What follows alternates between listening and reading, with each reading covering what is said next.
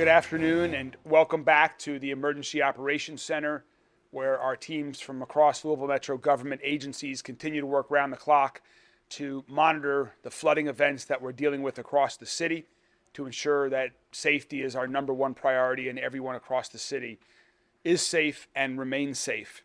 Just to recap some activity over the last 24 hours since we last gathered, we're very fortunate. It was a relatively quiet night from a first responder perspective. There were no additional water rescues that were necessary, so a giant thanks to the entire community for heeding the warnings, for not going around barricades, for not driving through waters. That is paying off, as there have been no additional water rescues since last time we convened yesterday. More roads have been closed since yesterday, and more roads will continue to be closed over the coming days as the Ohio River continues to rise. Over the last 24 hours, the Ohio River has risen over 5 feet, and we expect it to significantly rise higher over the next 2 to 3 days. As you can see, we have an image from 2018 up behind us over here, and the Ohio River is projected right now to crest at or above those levels that we saw in 2018.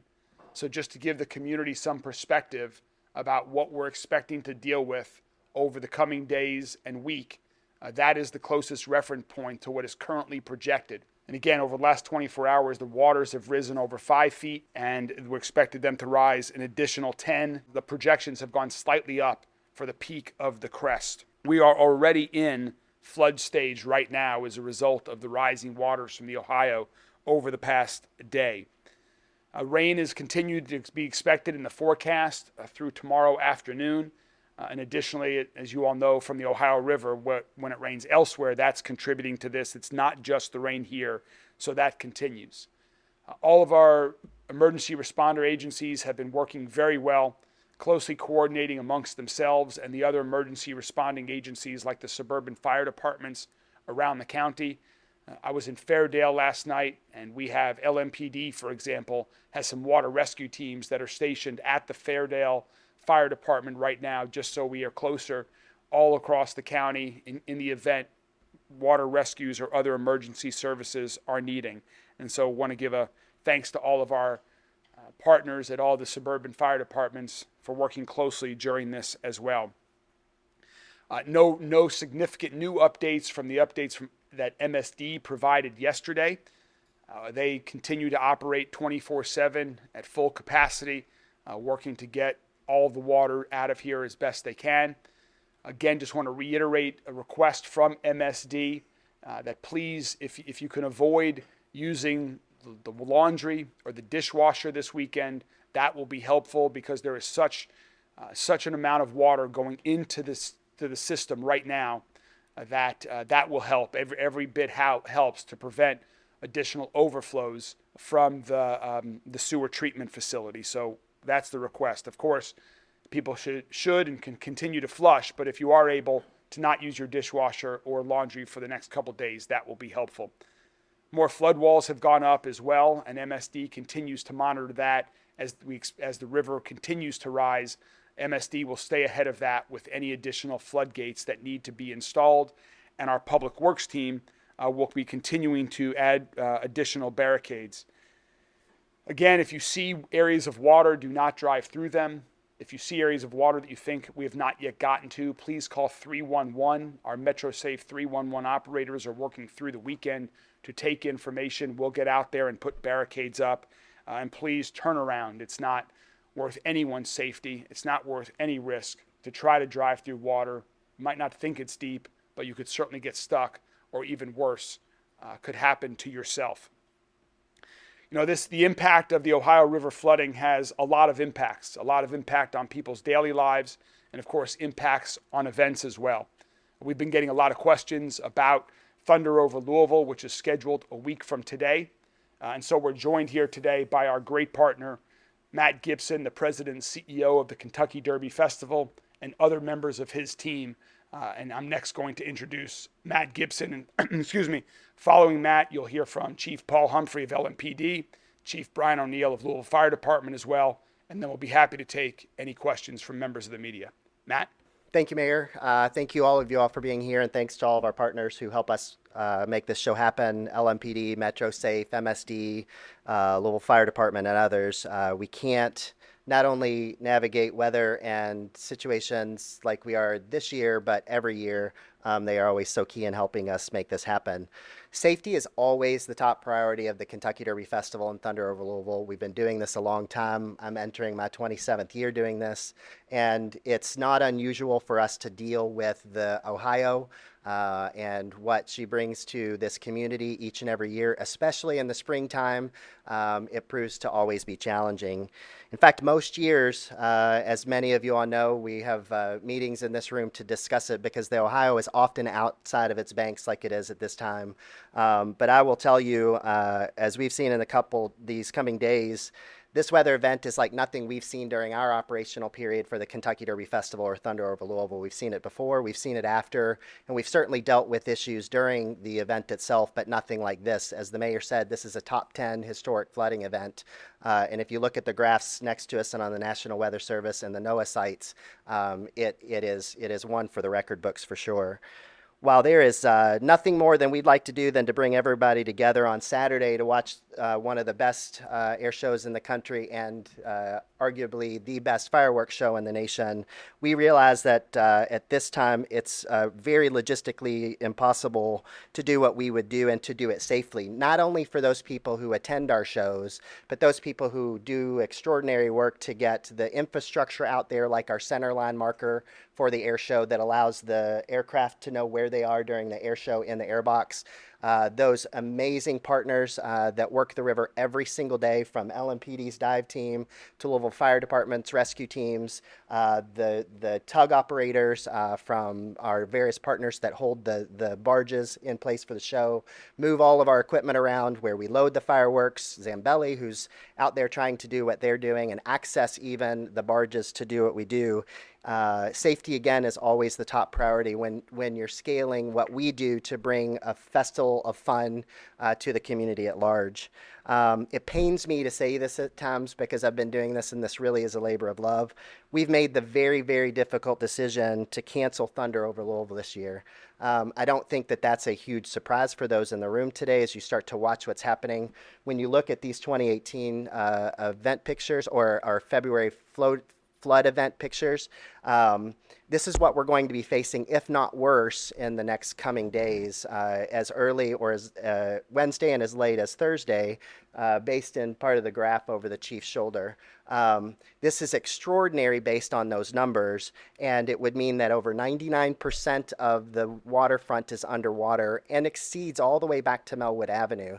When the mayor was talking about these floodgates being in place, that's extraordinary even in my two decades doing what we do. We've seen some floodgates and we've had some flooding, but not anything like this.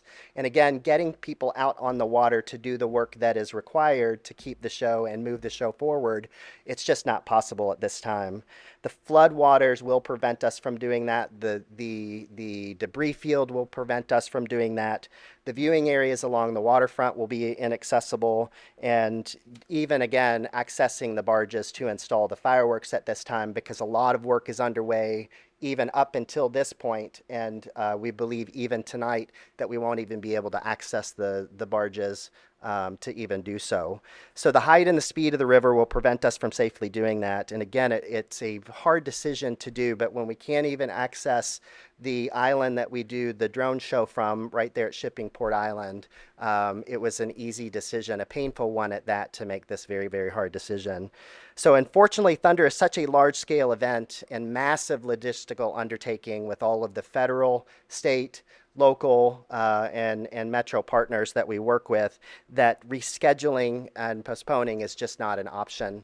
There's not another date that we can look at. We researched that exhaustively as we moved the event forward based on the holidays, and knowing that there are other things happening in this community that if we couldn't do our event, we would absolutely be interfering with something else entirely.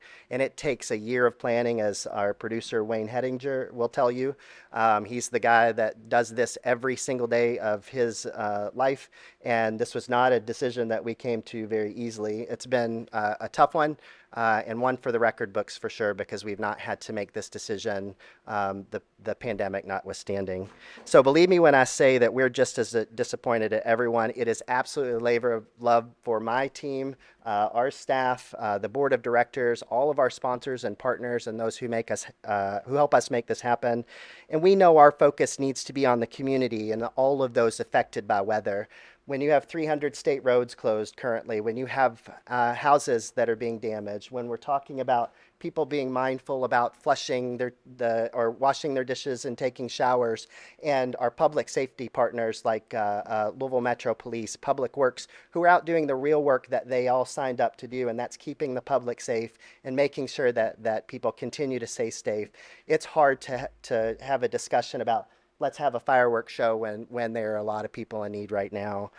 So let me reassure you, we have a full schedule of the Kentucky Derby Festival. Obviously, there was a delay between Thunder and the rest of the festival going into April, but all of those events are still on. We're not talking about cancellation for all of those. All of those events will still be going on just as they always do. We have over 70 events beyond Thunder Over Louisville. Our kickoff luncheon is this Friday, and we plan to continue to hold that. That sits right on the banks of the Ohio, but we will have a full schedule that you could go to our website at kdf.org to tune in, and all of those things will be ongoing.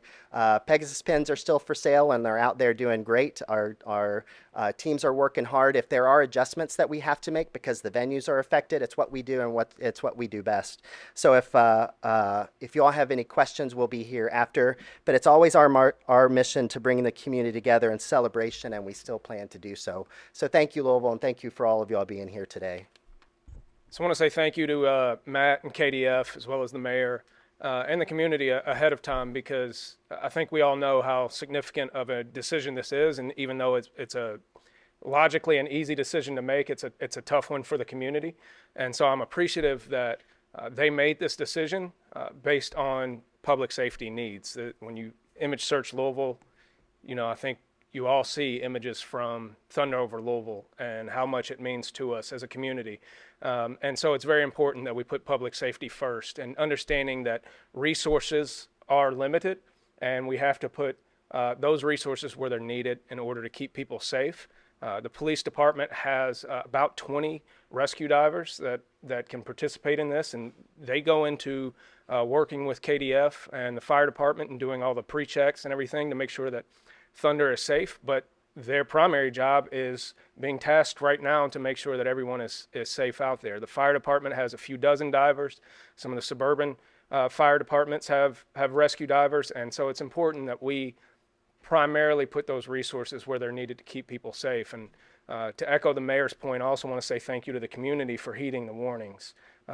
If you go out there and make a poor decision and put yourself in danger, you're putting the lives of officers and firefighters in danger, and so you're risking their families as well. So we are very appreciative that everyone has heeded the warnings, and we will continue to make decisions in order to protect the safety of the community. And I'm grateful that everyone standing here with us today has done the same. So thank you, and I'll turn it over to the fire chief. I want to echo what Chief Humphrey just said. We are happy to make house calls. We will, but we don't want to have to do so. If you call us, we're coming to help you. But yes, if you can stay in and stay safe, that's what we need. Obviously, yes, this is emotionally, it's hard that to not have Thunder Over Louisville, but we cannot risk rescue divers in this type of water. And that is something that's necessary for the pilots, so we can't do that. If you look at, we're very fortunate that we did not have any water rescues overnight or this morning, but please don't allow this kind of, since we haven't had this huge storm like we did earlier this week, this has been more of a steady encroaching water and rain. Don't let that lull you into a false sense of security. Maybe you've been out today running some errands and you saw that some of the underpasses and viaducts are open. They might not be that way tonight. We've got another system that's going to hit us. We're going to have a lot of heavy rains. Please try to stay safe. For the fire department, we've put on extra boat crews, so we are prepared, and we've got those spaced around the city to make sure that we're ready in case they are necessary. We also, I want to just remind that the rest of the state is suffering along with us. We have a Swiftwater team that's in Casey County right now, helping out there, and so that you don't lose sight of what the rest of the state is going through. It's much worse as you get further south and west of here, down towards Mayfield, Paducah, and there are teams in state from Vermont, from Georgia, and from Maryland that are here to help out the rest of the area. Obviously, we're fortunate here in Louisville that you've got the Louisville Police Department and Louisville Fire Department that can handle this, but other areas of the state are not so fortunate. But please continue to stay safe, stay inside unless you absolutely need to get out, and if you even think that there's water, do not try to drive through it because you have no idea how deep that might be.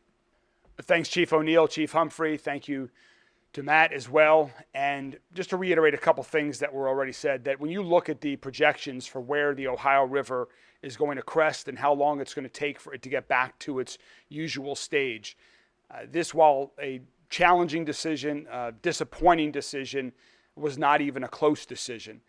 Because when you look at the projections, it will be way above any, even in these models here to my right, you can see that it's going to be way above the safety zone for pulling off a Thunder Over Louisville.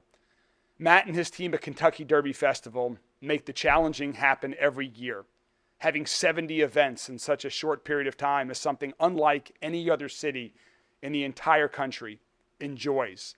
They're used to dealing with challenges. They're used to reacting to Mother Nature, to making decisions on the fly.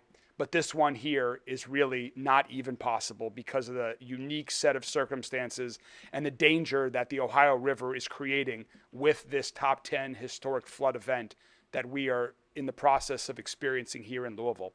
Matt, I just want to say to you and your entire team, thank you all so much. I know this was not easy, given a year's worth of work that goes into one of Louisville's greatest days of the year every year. As you said arguably the best fireworks show. I will say definitively the best fireworks show in the world every year for the entire community to enjoy. But to end on a positive note, as Matt said, there are 70 other Kentucky Derby Festival events that bring our community together, that display our hospitality to the world in the run-up this year to the 151st Kentucky Derby. All of those other events are scheduled. All those other events are planned to go on. There might need to be some tweaks here and there. I'm looking forward to running in the mini marathon in a couple of Saturdays. That route might need to be slightly tweaked because of these floodwaters as well. But that race will go on. All of the favorites, the parade, the balloon, all of those are still scheduled. And so I really do hope, while we're not going to have Thunder this year, the entire community can come together, can enjoy these other wonderful Kentucky Derby Festival events as we get ready for the best time of the year here in Louisville to celebrate the Kentucky Derby and our great city of Louisville. Thank you all very much, and all of us are happy to answer any questions that you all might have. Louisville ever been canceled before? With the exclusion of the pandemic and what everybody faced during that time in its 36 years, it has never been canceled before. And much in large part to the great partners that are standing in this room and have been alongside us to make the extraordinary happen. But this is a unprecedented event currently. In terms of postponing a week or two, would even the water levels, be even applicable to even having the event, a week from now or 2 weeks from now? Certainly, and we moved the event a week forward this year, and a lot of that was based on a lot of discussions with the community on the Easter impact and our ability to even have an air show and the like and the resources needed. But even barring that, it would be tough because of all of the requirements that it takes to move the fireworks from their home location to here, the federal agencies that sign on board, scheduling for all of the partners that help us do it, one of the largest open air venues in the country on an annual basis, and that huge lift. It's not like if we had to move the balloon race by a day or so or another event because of its magnitude, it's virtually impossible to do so. Looking at other dates on the calendar, we know that it would have a gross impact. This is a very event friendly and event centric town. Something that we would move because our date was unavailable because of a historic flood would certainly impede on something else that makes quality of life in this community so great. So we're very mindful of that. Speak on how this is the opening to Yep. the Kentucky Derby, and I'm sure brings in a lot of people and brings in revenue. It certainly does. How that might affect that part of it. Absolutely. And in conversations with our partners at Churchill today, too, as we were prepping for this, Thunder alone, through a recent economic impact study, makes up $126 million of our over $200 million economic impact. That is a huge income generator for the community and the state as a whole, and really contributes to the things that makes this community great. That's why it was not an easy decision. The mayor and myself and other community leaders have been having this conversation since Monday of this week as we started to watch what looked like a normal springtime event until the last couple days when we really started to look, which is why, as we've said, it is a tough decision, but it is the right decision. We will be back to make up that extraordinary impact next year from an economic standpoint. And the rest of the festival really does impact another almost 100 million just for the other events alone when you exclude Thunder Over Louisville. And that's part of what we do as the small not-for-profit. I've got the best team in the world as the staff and an amazing board of directors. But it's more than just producing events. It's about creating and contributing to the quality of life of this great community. So The impact to the vendors that, say obviously there's the chow wagon that comes along with the there's so many vendors that show up from different businesses for food and drink and all that. What is the impact to them and what sort of resources or support from those vendors who are anticipating being part of this $126 million economic impact? Right. What sort of resources and support are there for them now that they're using this opportunity? one of the reasons that we didn't wait until Monday is because you're at this critical point right now where people start to adjust based on weather. And believe me, we're all weather watchers. A 86 degree or an 80 degree day on Thunder is a lot different than a 54 degree or a 30 degree day, or sometimes you get both of those temperatures in the same day, as you all know. So being early and having this discussion as early as possible with a lot of those partners is about affecting their impact as well, because it really is a Kentuckiana problem and a Kentuckiana community jewel. We've been in a lot of conversation with our Indiana partners, a lot of those Thunder Funder partners who contribute, from the museums who have different parties, or all of those folks who build a Thunder Room in their architecture when they build something along the waterfront, because they really do help us in a lot of those cases, and bringing them into the loop in our communication chain over the last couple days to have discussion and what led to this decision, because we keep them in the loop. And it's a tough one, especially as, again, I say the private small not-for-profit who does it, those costs are initially borne by us for the production. It's hard to measure what Metro Louisville contributes from the public safety piece and the partnerships and all of that, but the financial cost is our burden. But working close with Zambelli and those folks to make sure that they know as early as possible, so not try to add additional investment between now and Monday, because when I say we work around the clock right now, it's all hands on deck for a couple months on end. So I really was trying to get out ahead of it by having a Saturday conversation. Given the fiscal impact that Thunder has, and the fact that we're going to be losing that much revenue coming in for the Derby Festival, are we going to see any changes in next year's Derby Festival? Anything reduced, anything that has to be lower because we don't have the funds to sort of contribute back to it? So we start from a zero every year to raise the funds. We've got an amazing sponsorship team and a lot of great partners. People in the community help this show happen by buying a Pegasus pen and the entire festival. And those are the things that we do each and every year for the last 70 plus to do what we do, and to keep it low cost and affordable to the community. And we invest every bit of it that is raised into creating the show.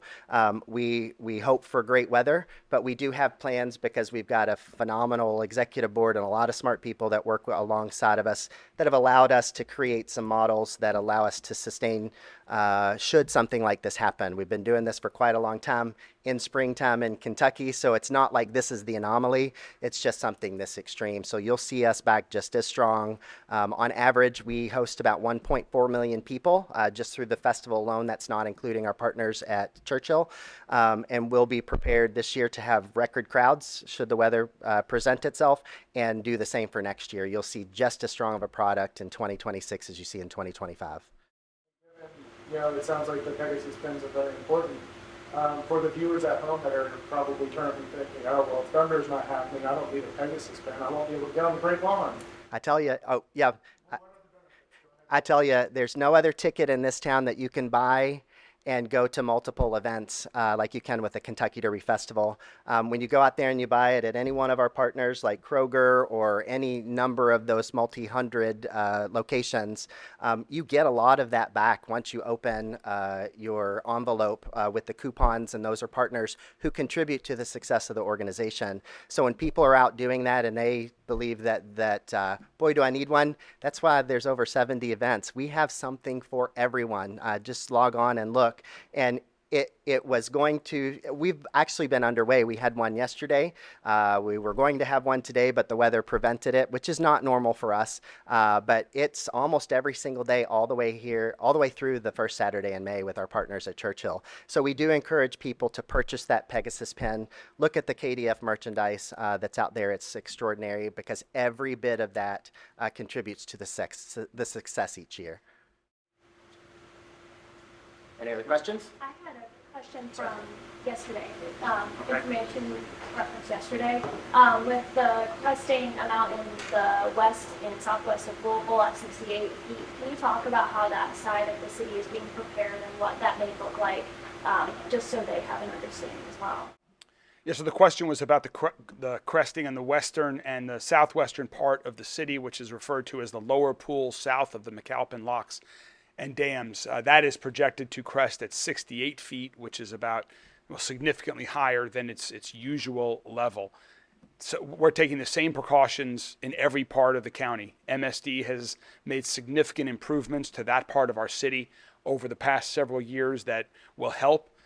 But when you have Mother Nature and it's in like this, its intensity, there's only so much that can be done. So we're treating it like every other part of the city.